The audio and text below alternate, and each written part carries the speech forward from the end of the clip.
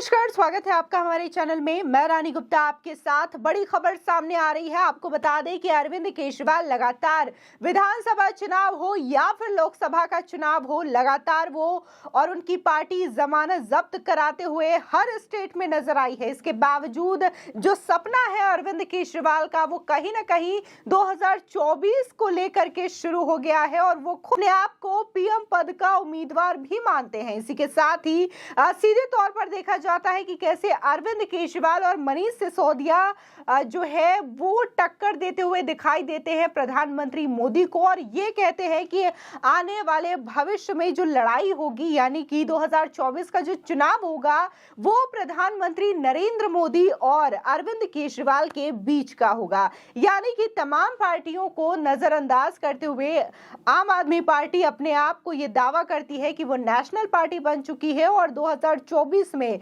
वही पार्टी होगी जो कि बीजेपी के अगेंस्ट लड़ेगी, बीजेपी की विपक्षी पार्टी होगी। आपको बता दें कि देखने को मिला कि 2022 के शुरुआत में और इसी के साथ ही साल के आखिर में अरविंद केजरीवाल तमाम स्टेट में अपने पार्टी की जमानत जब्त करा चुके हैं। साल के शुरुआत में देखने को मिला कि उत्तर प्रदेश, उत्तराखंड और गोवा समेत 3 राज्यों में उन्होंने अपनी जमानत जब्त कराई थी। इसी के साथ ही साल के अंत में जो चुनाव हुए थे, हिमाचल प्रदेश और गुजरात में भी यही हाल हुआ। बता दें कि हिमाचल प्रदेश की 67 सीटों पर आम आदमी पार्टी ने अपना प्रत्याशी उतारा था और यहां से 67 सीटों पर उन्होंने हार का सामना किया। यानी कि एक भी ऐसा विधायक नहीं था जो कि हिमाचल प्रदेश से चुनाव जीता हो या फिर अपनी सीट को बचाया हो। इसी के साथ ही गुजरात में भारी दावा करने को मिल रहा था आम आदमी पार्टी की ओर से। लगातार मनीष सिसोदिया से लेकर के अरविंद केजरीवाल, राघव चड्ढा, भगवंत मान, तमाम ऐसे लोग थे जो कि लगातार वहां पर जा रहे थे, रैलियां कर रहे थे, लेकिन इन रैलियों का भी कोई फायदा नहीं हुआ और वहां पर भी तमाम विधायकों की जमानत जब्त हो गई। महज 5 विधायक आम आदमी पार्टी से जो है सीट बचाने में कामयाब हुए, लेकिन ये पांचों की भी जो खबर आ रही है ऐसी कि वो जल्द ही बीजेपी में शामिल हो जाएंगे। यानी कि आम आदमी पार्टी का गुजरात में बात करें या फिर हिमाचल में बात करें, एक भी विधायक नहीं बचने वाला है। बता दें कि अब इसके बावजूद वो सपना देख रहे हैं आने वाले 2024 के लोकसभा चुनाव को लेकर के। आपको बता दें कि अगर लोकसभा सांसद की बात करें तो कम से कम हर पार्टी का अपना एक सांसद है, लेकिन आम आदमी पार्टी का अपना एक सांसद भी नहीं है और ये लोकसभा चुनाव का सपना देख रहे हो और न सिर्फ सपना लड़ने का, बल्कि ये सीधे क्लेम करते हैं कि ये 2024 में सीधे प्रधानमंत्री नरेंद्र मोदी के साथ टक्कर लेते हुए दिखाई देंगे। यानी कि जो कांग्रेस पार्टी सपना संजोए रखी है और लगातार भारत जोड़ो यात्रा कर रही है कि आने वाले भविष्य में जो लड़ाई होगी वो प्रधानमंत्री नरेंद्र मोदी और राहुल गांधी के बीच होगी, और कांग्रेस पार्टी तो यहां तक कहती है कि इस बार राहुल गांधी ही देश के अगले प्रधानमंत्री बनेंगे। यानी कि कांग्रेस पार्टी के उस सपने का क्या होगा जो कि राहुल गांधी को प्रधानमंत्री बनाने का लगातार कांग्रेस के तमाम लोग सोच रहे हैं, जिसमें अरविंद केजरीवाल इस तरीके से अड़चन डालते हुए दिखाई दे रहे हैं। आपको बता दें कि अरविंद केजरीवाल ये भी कह रहे हैं कि उनकी पार्टी अब राष्ट्रीय पार्टी बन चुकी है और इसको लेकर के 18 दिसंबर को आम आदमी पार्टी एक बैठक भी करने वाली है। बता दें कि दिल्ली नगर निगम चुनाव और गुजरात विधानसभा चुनाव में 5 सीटें जीतने वाली आम आदमी पार्टी अब साल 2024 में होने वाले लोकसभा चुनाव की तैयारियों में जुट चुकी है। इसी के मद्देनजर पार्टी के राष्ट्रीय परिषद की बैठक बुलाई गई है।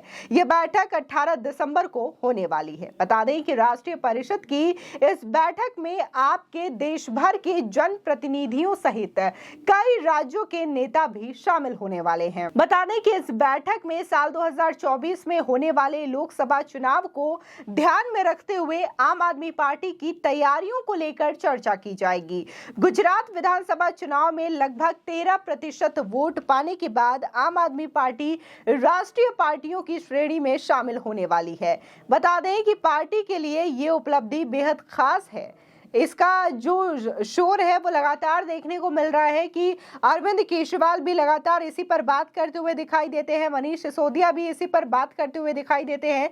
लेकिन जब उनसे सवाल पूछा जाता है कि आपकी भविष्यवाणियों का क्या हुआ, जो आपने गुजरात में सरकार बनाने का दावा किया था उसका क्या हुआ, तो इससे वो जवाब देने में बचते हुए दिखाई देते हैं। बता दें कि आम आदमी पार्टी को गुजरात में 5 सीट निकालने के लिए काफी मेहनत भी करनी पड़ी थी और सिर्फ जो रिजल्ट 5 सीटों का आया उसके लिए देखने को मिला कि कैसे बार बार पंजाब के सीएम भगवंत मान और अरविंद केजरीवाल वहां पर साझा रैलियां करते हुए दिखाई दे रहे थे।